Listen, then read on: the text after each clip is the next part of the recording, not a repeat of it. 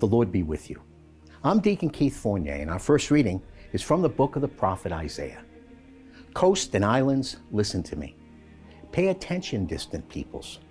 Yahweh called me when I was in the womb. Before my birth, he had pronounced my name. He made my mouth like a sharp sword. He hid me in the shadow of his hand. He made me into a sharpened arrow and concealed me in his quiver. He said to me, Israel, you are my servant, through whom I shall manifest my glory. But I said, my toil has been futile. I've exhausted myself for nothing, to no purpose. Yet all the while my cause was with Yahweh, and my reward with my God. And now Yahweh has spoken, who formed me in the womb to be his servant, to bring Jacob back to him and to reunite Israel to him. I shall be honored in Yahweh's eyes, and my God has been my strength. He said, it is not enough for you to be my servant, to restore the tribes of Jacob and bring back the survivors of Israel. I shall make you a light to the nations, so that my salvation may reach the remotest parts of the earth. In our response, from Psalm 71. In you, Yahweh, I take refuge. I shall never be put to shame. In your saving justice, rescue me, deliver me, listen to me, and save me.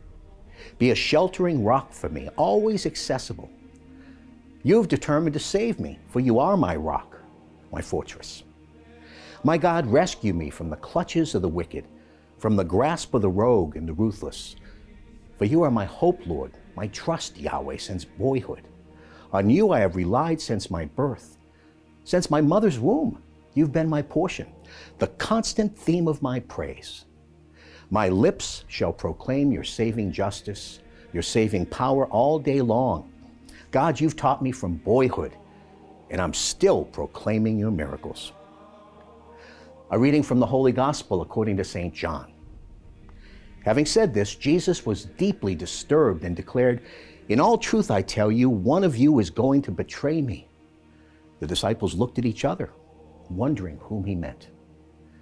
The disciple Jesus loved was reclining next to Jesus. Simon Peter signed to him and said, ask who it is he means. So leaning back close to Jesus' chest, he said, who is it, Lord? Jesus answered, it's the one to whom I give the piece of bread that I dip in the dish. And when he had dipped the piece of bread, he gave it to Judas, son of Iscariot.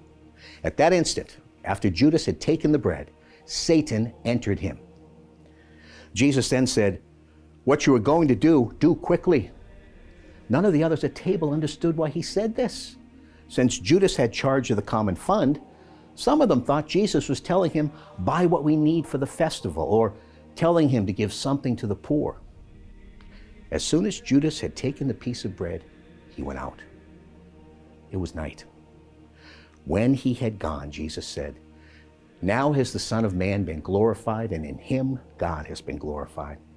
If God has been glorified in him, God will in turn glorify him in himself and will glorify him very soon. Little children, I shall be with you only a little longer. You will look for me, and as I told the Jews, where I am going, you cannot come. Simon Peter said, Lord, where are you going? And Jesus replied, now you cannot follow me where I am going, but later you shall follow me. Peter said to him, why can I not follow you now? I will lay down my life for you. Lay down your life for me, answered Jesus.